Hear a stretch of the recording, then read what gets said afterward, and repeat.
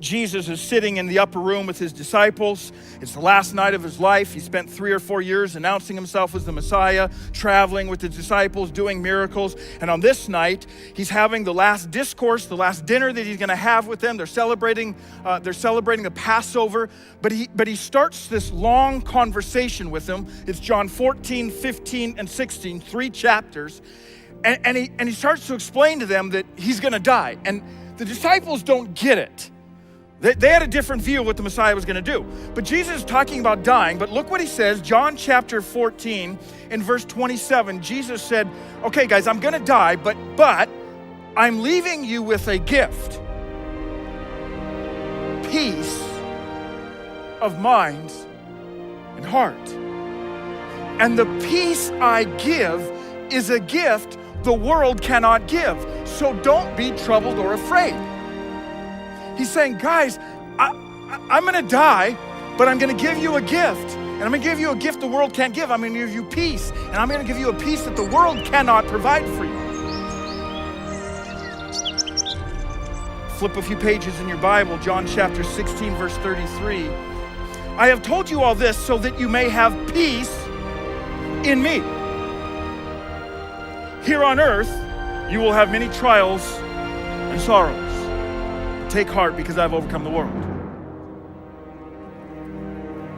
Wait, what? I mean, make up your mind, Jesus. Are you going to give us peace or sorrows and troubles? You can't have both. Make up your mind. You just got done saying you're going to give us a peace that the world cannot offer you. And then you turn around and say, I'm going to give you this peace that's found in me. Oh, and by the way, you're going to have troubles and sorrows in this world. Well, then what about the peace you just talked about? See, the reason it doesn't really make sense to you and I is because of the way you and I define peace. Most of the time, we define peace by the absence of something. When we say our country is at peace, it means there's an absence of war. If I were to tell you that my wife and I are at peace, it means that we have an absence of fighting or turmoil in our home. And so the way that you and I often, or the way the world often defines peace, is it's the absence of something. But Jesus is saying, I'm going to give you a peace that's not the absence of those things. I'm going to give you a peace in the midst of those things. See, the truth is that as human beings, we never really let go of our security blankets. They just change.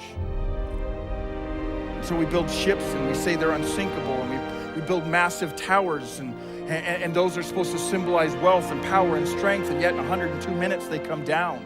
We have one of the greatest naval fleets in the history of this world, and in a matter of 2 hours, most of it is destroyed. We have our health. And then we go to the doctor and find out we no longer have our health. You have a marriage and you put your security in your spouse. But one day they come home and they say, I don't love you anymore. The fact is, we live in a world that is constantly changing. Which is why 3,000 years ago, David and Solomon both said, there's one security blanket we need to hang on to. It's the high tower, the strong tower, the Shem, the reputation and authority of God.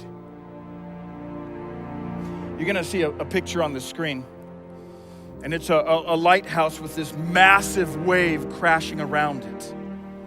And I want you just to focus on that picture for a moment. I want you to see that wave, and I want that wave to represent, look at that wave, look at it.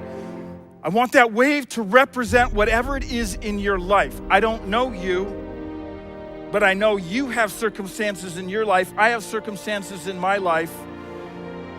These volatile situations. And so maybe for some of you, that wave is your anxiety and panic attacks. Maybe for some of you, that wave represents your failures that you keep being reminded of. Maybe that wave represents for some of you the cancer that you're battling or the COVID that you're battling. Maybe for some of you, that wave represents the rioting and the injustices that we see and racism that we see in our world. Maybe for some of you, that wave represents, you fill in the blank. And as you look at that picture with that massive wave, if you were standing there, where is the only safe place for you to be?